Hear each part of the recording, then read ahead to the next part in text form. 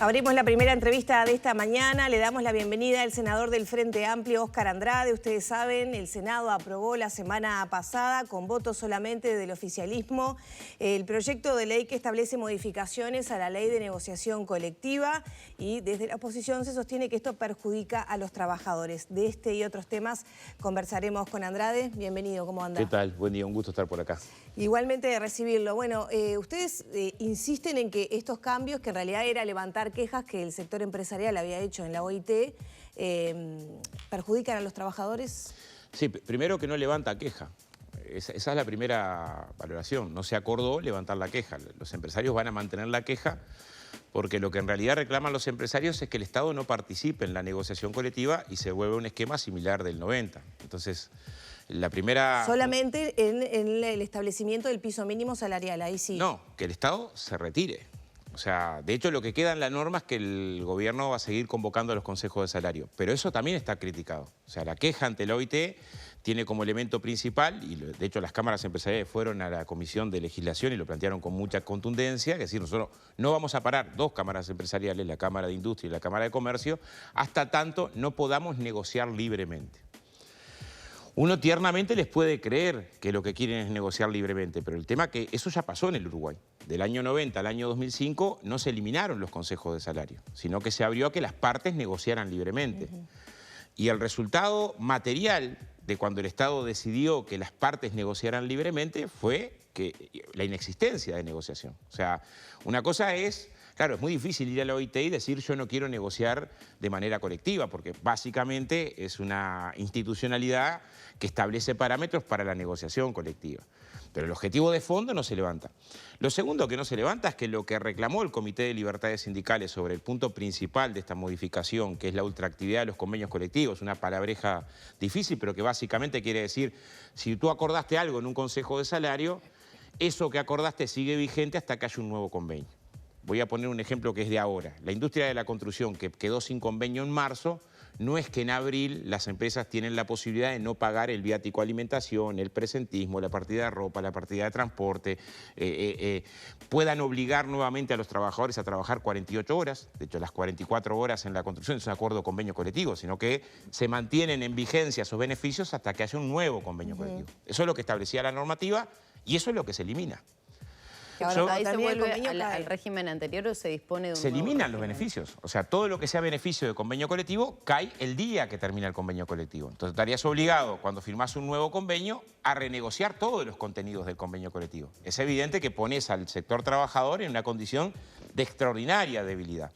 ¿Qué es lo que decía la ley? La ley decía, bueno, los convenios se mantienen vigentes salvo que las partes hayan negociado que es por única vez. Tú negociaste, hay un premio, pero que es por este año, porque este es un año extraordinario, que hubo mucha ganancia en el sector y no se mantiene para futuros convenios, para el resto de los beneficios de los convenios, una guardería, se mantenía vigencia hasta un nuevo convenio. Esto se elimina, pero no es lo que nos pedía la OIT. La OIT decía, este punto es polémico, encuentren una solución de acuerdo para las partes, o sea, donde el empresario y el trabajador estén de acuerdo en la forma legal que regule la ultraactividad. Y acá se encuentra una solución que es de acuerdo para el empresario. La central no está de acuerdo con este cambio. Entonces, no se levanta la queja de la OIT porque lo que la OIT nos pidió, lo que el Comité de Libertades Sindicales dijo es, este tema es polémico, encuentren una solución que sea de conveniencia para ambas partes. Para entender, la queja se levanta en tanto el sector empresarial vaya y diga, bueno, solucionamos, ya levantamos esa inconformidad. El sector empresarial... No todo, dos cámaras empresariales. Digo porque fíjate que la construcción, al otro día que se vota esto, las cámaras de la construcción van y dicen, para nosotros nuestros convenios tienen vigencia. Y no estamos de acuerdo con esto de que se pierda. Lo firman al otro día que se vota la ley, para dar certidumbre. O sea, no es el sector empresarial, son dos cámaras empresariales, que son dos de las que nunca negociaron cuando hubo negociación libre, y que antes de que estuviera la ley, generan una movida internacional insólita. Muy difícil de entender, que es cuestionar que ellos tienen violentado en Uruguay sus libertades como empresarios. Decir que la ley de libertades de negociación colectiva cuestiona la libertad de los empresarios es muy fuerte. Y lo que hacen es, obtienen el apoyo de la IEN, que es la Global Mundial de Empresarios en la OIT, y hacen que Uruguay pase a estar cuestionado por no respetar los parámetros. ¿Qué cosa cuestionaban? Algunas son formalidades. que los convenios no estén vigentes hasta tanto no estén publicados, es una formalidad. La integración del Consejo Superior Tripartito, si tenía más el gobierno que las otras partes, no era un tema sustantivo. Que el gobierno no pudiera participar en la negociación de condiciones de trabajo, eso en general solo era por acuerdo de partes. Pero hay este tema que no es un elemento menor, que sí es central, de decir, bueno, la vigencia de los convenios colectivos. Y lo otro que cuestionan, y siguen cuestionando, es la no participación del Estado en la convocatoria. O sea, la queja se mantiene, porque no paran hasta tanto no se retorne a las condiciones que existían del 90 al 2005. Entonces, si la queja se mantiene y además la norma no ampara los parámetros de la IT y genera un riesgo enorme, porque es evidente que genera un riesgo enorme. Si vos tenés que a los empresarios le estás diciendo, bueno, a partir de que terminó el convenio, vos podés negar todos los beneficios de los convenios colectivos. Puede haber empresarios que digan, no me voy a amparar en este cambio normativo para reducir costos de manera extraordinaria con la no vigencia de beneficios, pero también puede haber empresarios que digan, bueno, es mi momento, ahora que tengo una norma que me ampara, de arrancar desde cero. Bueno, pero eso también le puede traer complicaciones a nivel sindical, sí, mayor conflictividad, más conflicto, pero que tal vez es lo que está previendo el Zunca y en realidad la Cámara de la Construcción en ese sentido. Claro. ¿Se puede tender a pensar que el resto de las cámaras puede aplicar lo mismo? Pero imagínate una cosa, eso es cierto en los sectores con fuerte representación. Dice, bueno, es muy difícil que en la construcción, en los bancarios, las cámaras empresariales, pero por ejemplo en las domésticas. Las trabajadoras domésticas tienen un beneficio de una compensación extraordinaria de salario vacacional. Creo que es un 15% de compensación de salario vacacional. Si la contraparte empleadora dice, bueno, esto se terminó, tienen muchas posibilidades las trabajadoras domésticas de hacer una acción sindical muy contundente. No, los sindicatos débiles, los citrus, ¿no? El beneficio que tienen de antigüedad. Un sector que tiene una representación sindical muy débil porque el trabajo es muy itinerante, que tiene muchas dificultades, tiene muchas posibilidades de dar una respuesta sindical. Yo lo que digo es, los sectores de actividad con más débil representación sindical son en principio los que están más expuestos a que el sector empresarial diga, bueno, se terminaron los beneficios, arrancás de cero.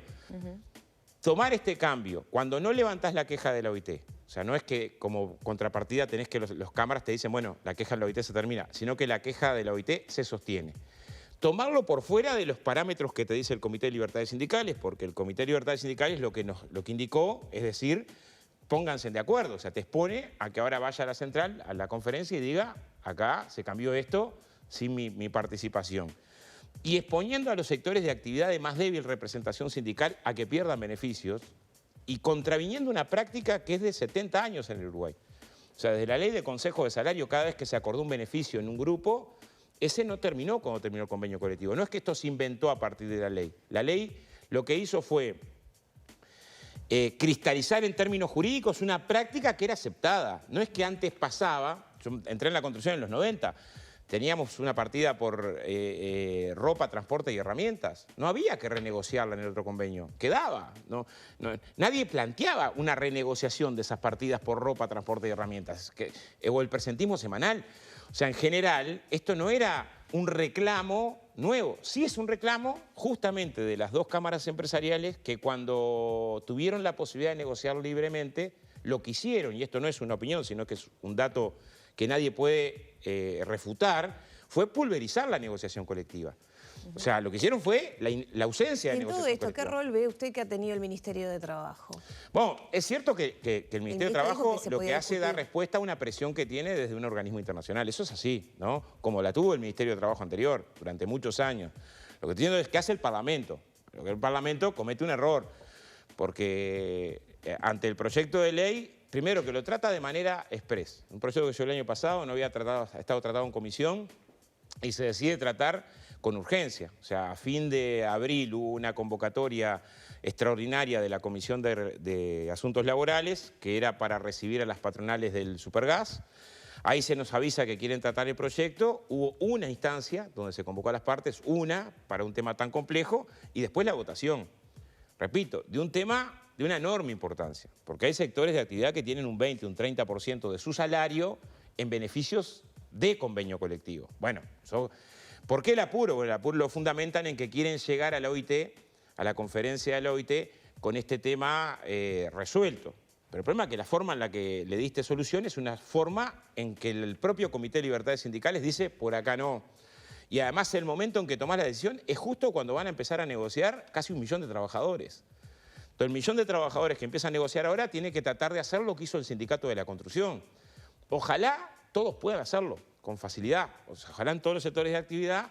Si lo hacen, lo que demuestra que estas 2 cámaras empresariales que fueron a reclamar internacionalmente no representan nada, ¿no? Porque de hecho lo que están demostrando es que su queja, ¿no?, va dirigida a un tema donde en Uruguay, sobre ese tema, está laudado de que una vez que lograste una partida por nocturnidad, esa partida por nocturnidad no deja de ser más complicado el trabajo de noche el día que terminó el convenio colectivo. ¿Se está pensando en algún camino de revertir esta decisión por diferentes vías, OIT, no sé? Bueno, OIT, la respuesta la tiene que dar el PIT-CNT, pero creo que debe ser uno de los elementos.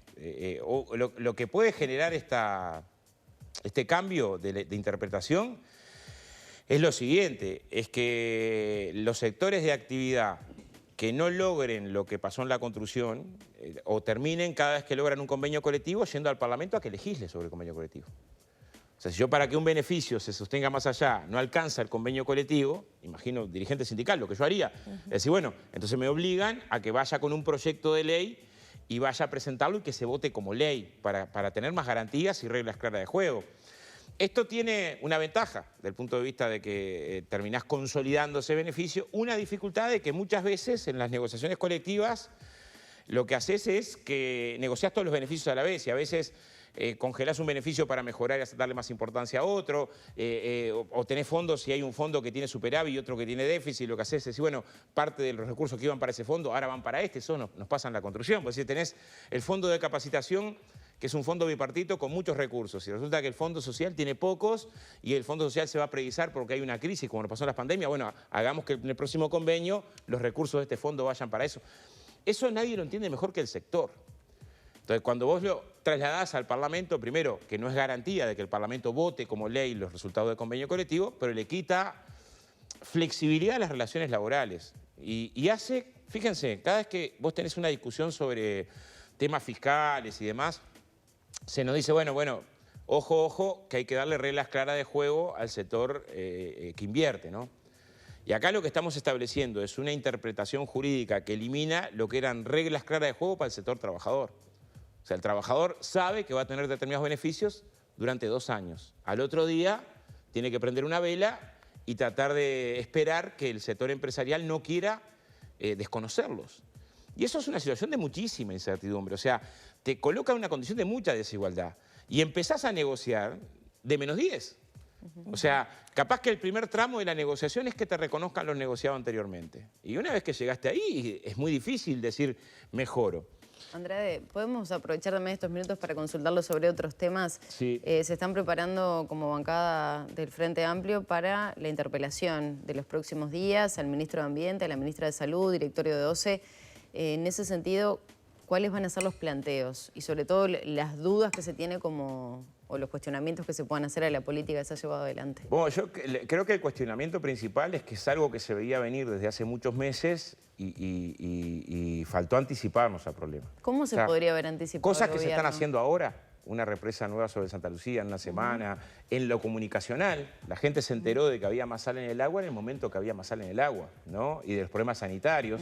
Son temas que se podían haber preparado como campaña desde hace 5 o 6 meses atrás. O sea, ¿cómo preparás a la población en una campaña?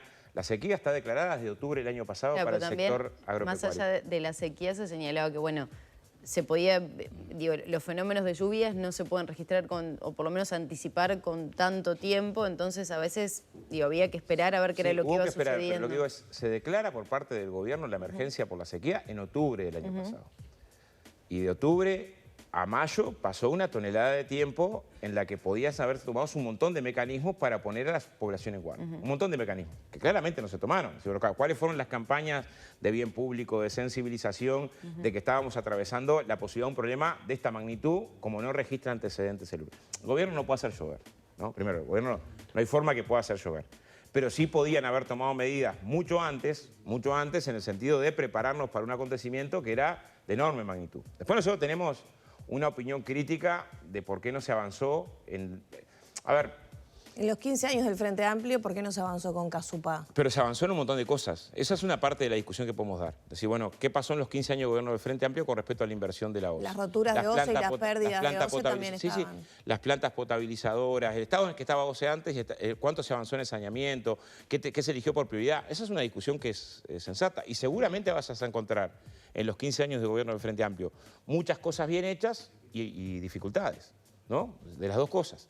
Ahora, sobre esto es cierto que estaba pronto para cuando inició este gobierno, hasta con financiación, que es una cosa que insólitamente el presidente desconoce. Claro, financiación es endeudarse, pero tenías línea de financiación para atender e iniciar el proyecto Casupá, que estaría medio pronto para esta sequía. Pero ¿alguien piensa que no vamos a tener este problema dentro de un año, dentro de dos?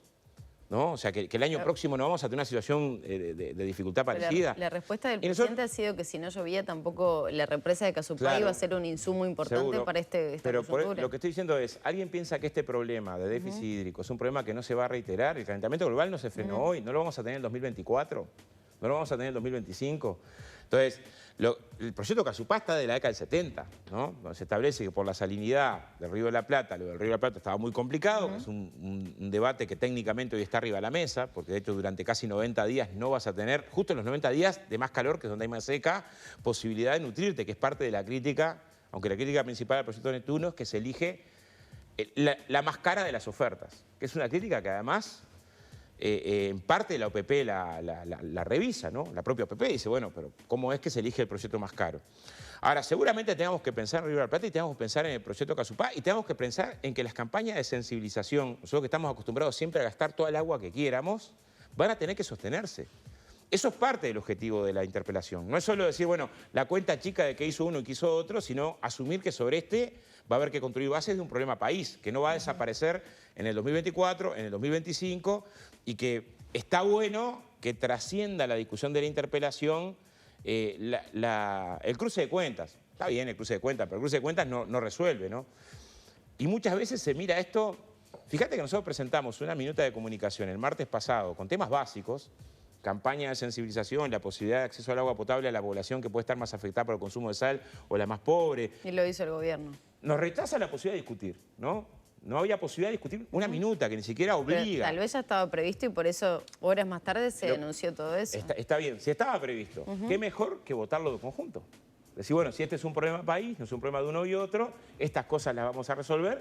¿Qué dificultad tengo, si van en la línea de lo que tengo que hacer, de decir, bueno, el mensaje del Parlamento, que el Parlamento está unido en esto? Claro. Se elige no discutir como grave y urgente, el Parlamento no es el gobierno, o sea, tenemos separación de poderes, tenés voluntad propia para decir, bueno, sobre esto nos parece que hay que tomar medidas mínimas, que en ningún caso estaban diciendo ustedes son culpables, entonces permitía posibilidad de señales de acuerdo. ¿Qué medidas se podrían tomar a partir de ahora con lo que ya hay, con lo que ya se, no sé, se está por ahí promoviendo también la rebaja de la tarifa de OCE? Una bancada prevista para esta tarde que parte de la discusión de la bancada es la discusión de medidas. Entonces, no sé si está bueno que yo adelante de mañana cosas que vamos a terminar de resolver hoy de tarde. Pero, ¿por dónde están pero orientadas? algunas tienen que ver con que nosotros vamos a precisar seguramente en el futuro las dos. Vamos a precisar obras que tengan que ver con la provisión de agua que incluyen la represa de Casupá. Entonces, estaría bueno que se despolitice el tema Casupá. Como que el problema Casupá está resuelto en la década del 70. No existía todavía el Frente Amplio, estaba para fundarse cuando se resuelve que había que tomar medidas desde el punto de vista de la provisión de agua. Bueno, decir ese tipo de inversiones que garanticen el tema del acceso al agua no tienen que tener clave país. Bueno, queremos discutirlo porque nos parece que cuanto más demoremos, después terminás en la discusión política de quién tuvo la culpa y no en cómo construir la solución. Andrade, nos quedan muy poquitos minutos. ¿Va a acompañar una posible recolección de firmas de cara a un plebiscito por la reforma de la seguridad social? Bueno, tendría que estar arriba de la mesa la propuesta. Si la propuesta está, hay que ver los contenidos de la propuesta. Por lo que yo estuve viendo, hay como varias posibilidades. Una sería una enmienda constitucional que anula totalmente. Otra sería una enmienda constitucional que anula parcialmente. A priori me parece que sería lo más razonable porque vos tenés elementos de la norma que son los que son más complicados. ¿Le sirve al Frente Amplio embarcarse en un proyecto así de cara a que ya es el último tramo de gobierno? Porque hay analistas que dicen, bueno, tiene chances de tener el gobierno nuevamente el Frente Amplio en el periodo que viene, quizá no hace falta el desgaste de juntar firmas. Tiene chance el gobierno de tener... Pero fíjate que es una decisión que no es solo del Frente Amplio. Si vos tenés una asamblea en una fábrica con trabajadores que están hoy viendo que un trabajador que se accidenta o un trabajador que sufre una enfermedad tiene una remuneración un 44% más baja que el mes pasado, ¿no? Que es el resultado de la reforma, inmediato, no dentro de 10 o dentro de 20 años. Un compañero acá de trabajo. Está difícil que le digas, mira, no actives un mecanismo porque tenés que esperar que el Frente Amplio gane. Capaz el trabajador no es Frente Amplista. Es blanco, es colorado, pero está en contra de que se aplique un mecanismo, ¿no?, de esta naturaleza. O tenés un trabajador y dice, está en un frigorífico. Y me hace trabajar hasta los 65 años en un frigorífico. Si el PIT-CNT entonces lo promueve y los gremios, el Frente Amplio lo que estoy diciendo es que no jugás solo en la cancha. Y vos claramente hay sectores sociales que no necesariamente pueden estar esperando lo que el Frente Amplio gane para que me cambien un derecho en materia de seguridad social. Te digo, ponete en el caso que estás en una planta faena, donde hoy tenés que el triple de los trabajadores promedios se jubila por incapacidad y te hacen trabajar 5 años más. Cuando a los 60 llegás reventado. Y si quedás sin trabajo entre los 60 y los 65, arreglate como puedas hasta los 65 para sobrevivir, ¿no? Porque es otra cosa que la norma desconoce. En todos los países que se extendió la edad jubilatoria, la mitad de la gente se mantuvo trabajando, la mitad no.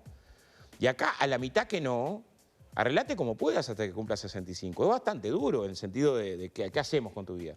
O un trabajador promedio se jubila a los 64. ¿Por qué te jubilas a los 64? ¿Te jubilas a los 64 porque te encanta el trabajo? Bueno, te jubilas a los 64 porque la jubilación que tenés a los 60 es paupérrima. Entonces metés algún año más para poder jubilarte con una jubilación un poco más decente. Bueno, ahora esa cima la empezás a transitar a los 65. Entonces, la jubilación más o menos decente va a venir cerca de los 70. Entonces, lo que tenés que discutir es esos contenidos. Si esos contenidos, votados en tiempo tan breve, no merecen un debate más profundo en la sociedad. Bien. Yo, en principio, soy hincha de un mecanismo de democracia directa sobre este tema. Entre otras cosas, por las razones que colocamos, no es de seguridad social, se blindó la participación en la financiación de los sectores económicos más potentes, se golpea fuertemente la discapacidad, es un corrimiento de la edad al barrer, da mucha discrecionalidad al Poder Ejecutivo, se profundiza un sistema de AFAP en el mismo momento que en los últimos 3 años las jubilaciones por AFAP, 2/3 de ellas han sido por debajo de 2.000 pesos. Entonces, en este momento, cuando 2 de cada 3 altas jubilatorias de las AFAP son de menos de 2.000 pesos, ¿es el momento para universalizar este sistema como el mejor de todos o es el momento para revisarlo? Yo estaría mucho más para revisarlo por sus resultados, por la lectura objetiva de sus resultados, que para profundizarlo. Ahora, sé que no defino solo. Entonces, si bien mi opinión es que un mecanismo de democracia directa sobre este tema sobran razones, no decido solo. Hay que ver qué opina la central, qué opinan las organizaciones sociales, qué opinan los demás sectores del Frente Amplio y resolver en unidad. Nos pasó cuando la ley de urgente consideración. No había un amplio consenso al principio sobre por qué temas ir, por qué temas no ir, si era por toda la ley, si era por parte de la ley, con qué mecanismo. Pero si hay un tema en el que está bueno que el pueblo uruguayo defina, es sobre este. Bien. Y me parece que recién se abre la discusión.